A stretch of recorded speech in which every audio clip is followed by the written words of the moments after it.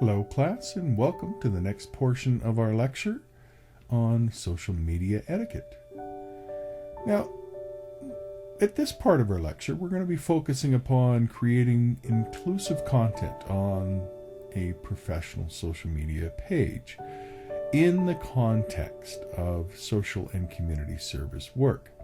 Now, in today's discussion, we will explore how to create content that is inclusive, that is respectful, and appropriate for all members of our community, because it's important to honor diversity, and that is especially important in social and community service work. Now, as social and community service professionals, we have a responsibility to ensure that our social media pages reflect our commitment to diversity and inclusion. This means creating content that is respectful, sensitive, and representative of all members of our community. To begin with, it is important to understand the concept of inclusive language. Inclusive language means using words and phrases that are respectful and sensitive to people of all genders, races, ethnicities, religions, and abilities. Using inclusive language helps to create an environment where all individuals feel welcome and valued. One way to create inclusive content on your professional social media page is to ensure that your posts are diverse and representative of all members of your community. For example, if you are posting about a community event, make sure that you include information about accessibility and accommodations for individuals with disabilities. Similarly, if you are posting about a cultural event, make sure that you include information about the cultural significance of the event and why it is important to your community. Another way to create inclusive content is to be mindful of the images and visuals that you use. Make sure that the images you use are diverse and represent people of all races, genders, and abilities. Avoid using images or symbols that could be offensive or insensitive to certain groups of people. Now, when creating content for your professional social media page, it is also important to be mindful of the language that you use. Avoid using language that is discriminatory or offensive to any group of people. Try to use gender-neutral language wherever possible and avoid making assumptions about people's identities based upon their appearance. In addition, it is important to be sensitive to the unique needs and experiences of different groups of people. For example, if you are creating content for a community of individuals with disabilities, make sure that you use language and visuals that are respectful and sensitive to their experiences. And finally, it's important to engage with your community in a respectful and inclusive way.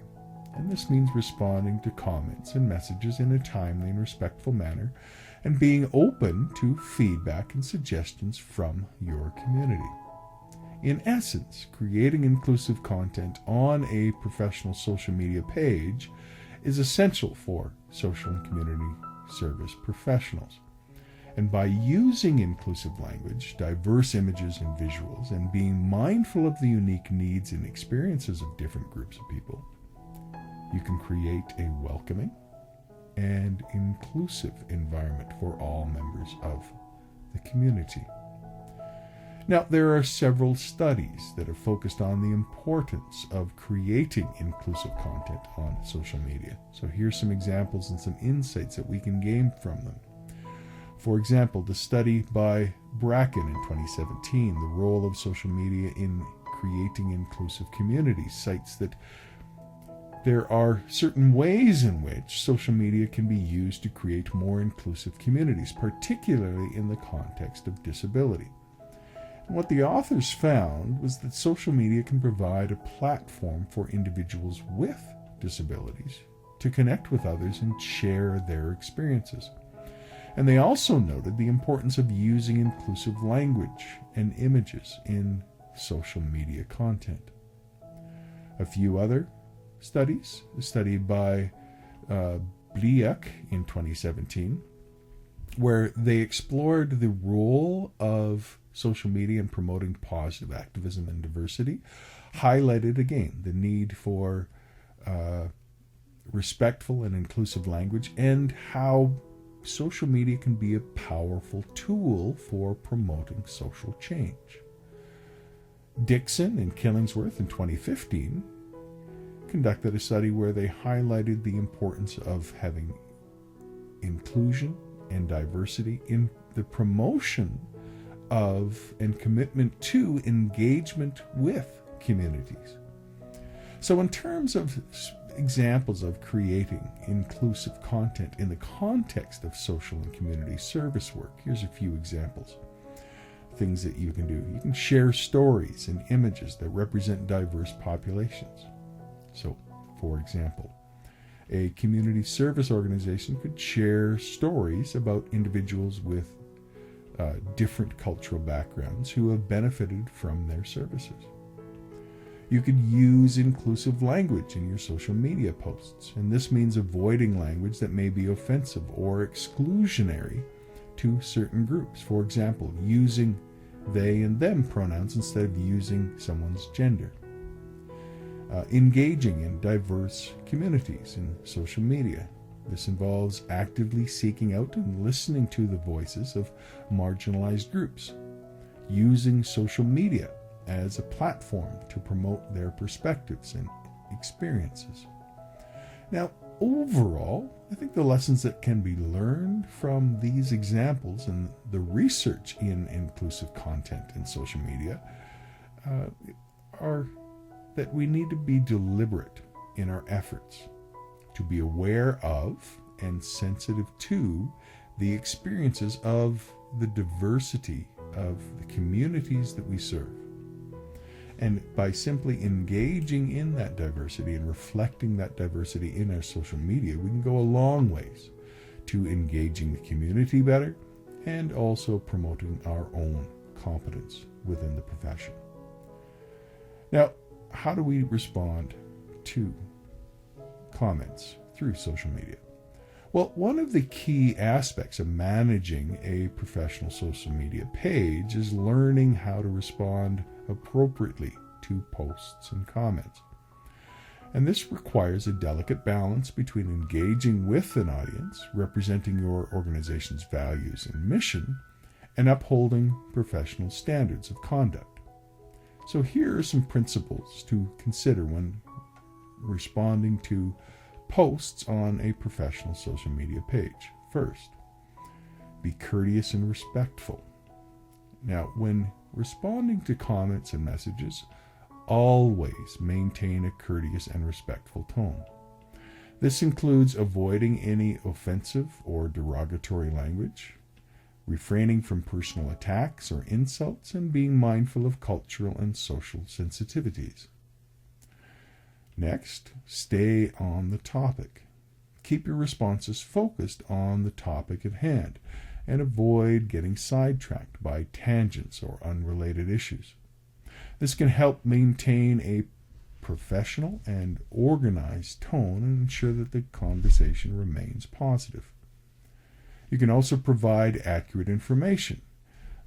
As a representative of your organization, it's important to provide accurate and up-to-date information when responding to questions or comments within social media. And this includes citing sources, providing context, and avoiding speculation or hearsay. You can also acknowledge criticisms. It's inevitable that your organization is going to receive criticism or negative feedback on social media. It's just a given. And sometimes it's not even anything that's grounded in reality, but simply someone's having a bad mood. Now, when responding to such criticism and such comments, it's important to acknowledge the concerns raised and respond constructively and empathetically. And this can help diffuse tensions and show that your organization is committed to listening to the feedback and making improvements.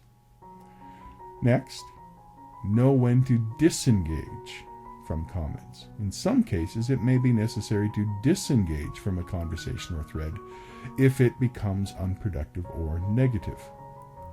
And this can help prevent further escalation and maintain a professional tone on your page. Now, let's consider some examples of how these principles might be applied in the context of social and community service work.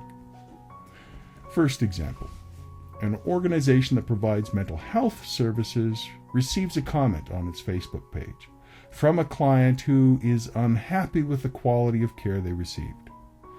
The organization could respond by acknowledging the client's concerns, offering to discuss the issues further in a private message or phone call, and emphasizing its commitment to providing high quality and effective care. However, in this case, you need to be very careful because it isn't the role of a mental health service provider to disclose that someone is actually a client.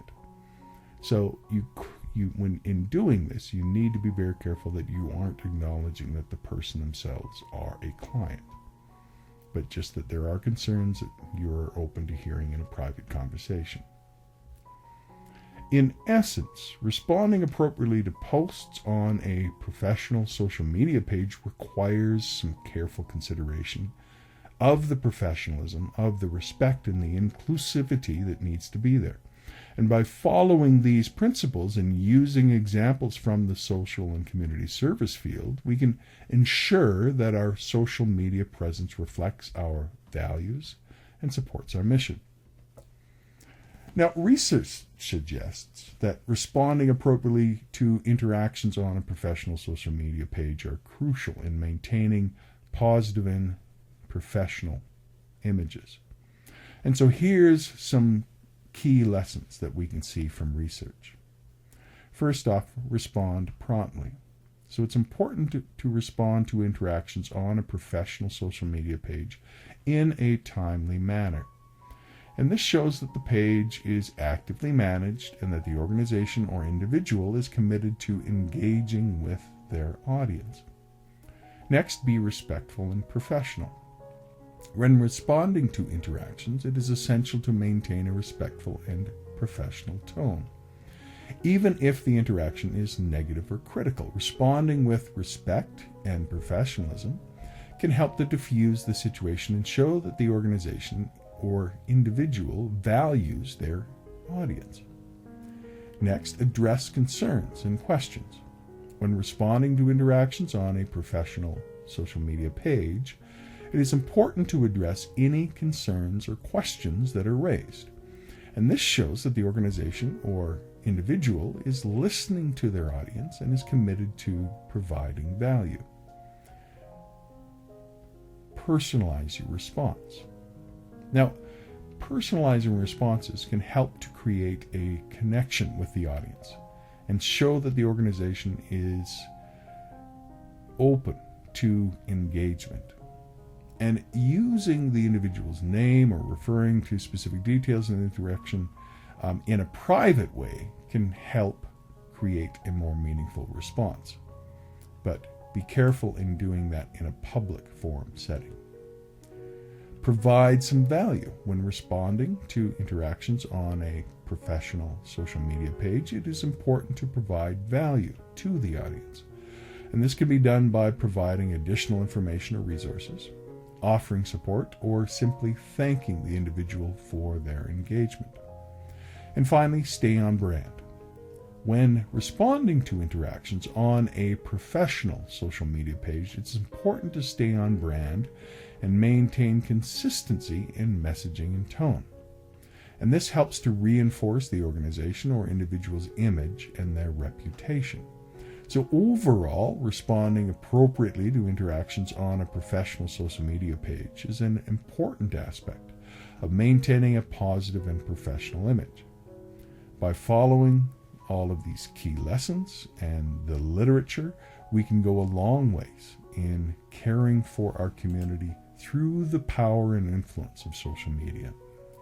So in essence, social media can be a powerful tool for communication and for networking, but it can also be a dangerous platform for damaging one's professional image. and it is important to be mindful of what is posted on personal social media accounts and to create a professional image on professional social media pages. In addition, inclusive content should be prioritized, and interactions should be responded to in a thoughtful and appropriate manner. So, 2 key takeaways from this lecture.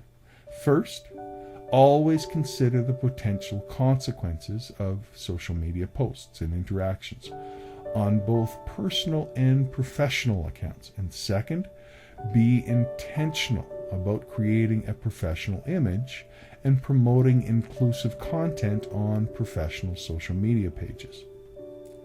So I want to thank you for taking the time to engage with me on this lecture on social media etiquette. I hope you found that informative, and I hope you enjoyed this lecture, and hopefully this will help you in the future as you navigate this complex world of social media in your professional career. That's it for our lecture this week. You take care. Goodbye.